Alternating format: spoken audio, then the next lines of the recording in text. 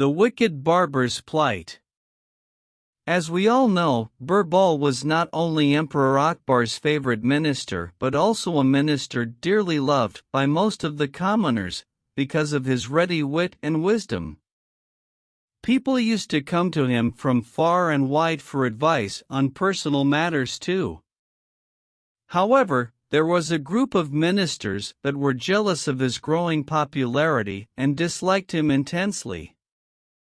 They outwardly showered him with praise and compliments, but on the inside they began to hatch a plot to kill him. One day they approached the king's barber with a plan. As the barber was extremely close to the king, they asked him to help them get rid of Birbal permanently. And of course, they promised him a huge sum of money in return. The wicked barber readily agreed. The next time the king required his services, the barber started a conversation about the emperor's father, who he also used to serve. He sang praises of his fine, silky smooth hair.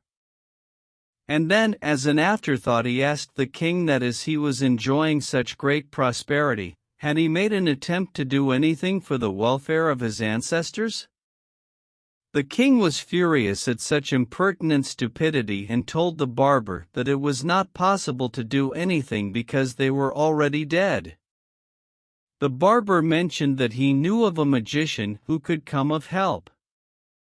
The magician could send a person up to heaven to inquire about his father's welfare.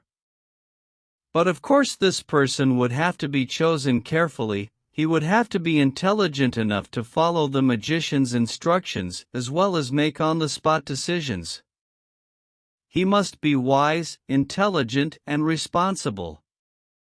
The barber then suggested the best person for the job, the wisest of all ministers, Birbal. The king was very excited about hearing from his dead father and asked the barber to go ahead and make the arrangements immediately. He asked him what was needed to be done. The barber explained that they would take Birbal in a procession to the burial grounds and light a pyre. The magician would then chant some mantras as Birbal would ascend to the heavens through the smoke. The chanting would help protect Birbal from the fire. The king happily informed Birbal of this plan. Birbal said that he thought it a brilliant idea and wanted to know the brain behind it.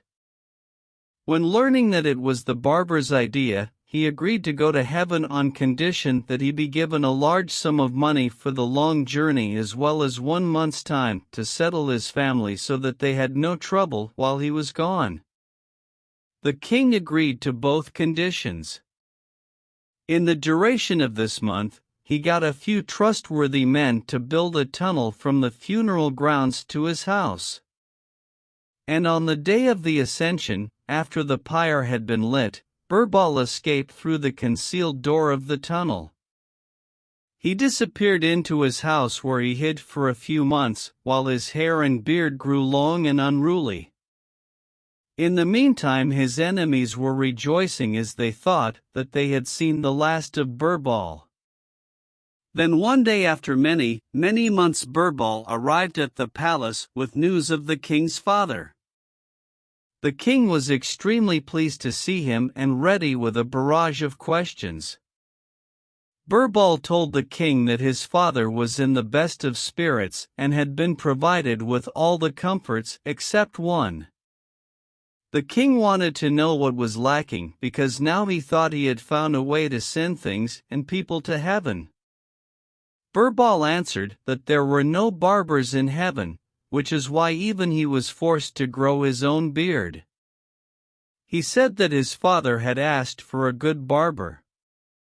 So the king decided to send his own barber to serve his father in heaven.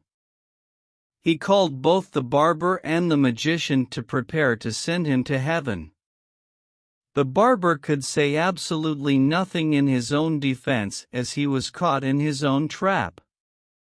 And once the pyre was lit, he died on the spot.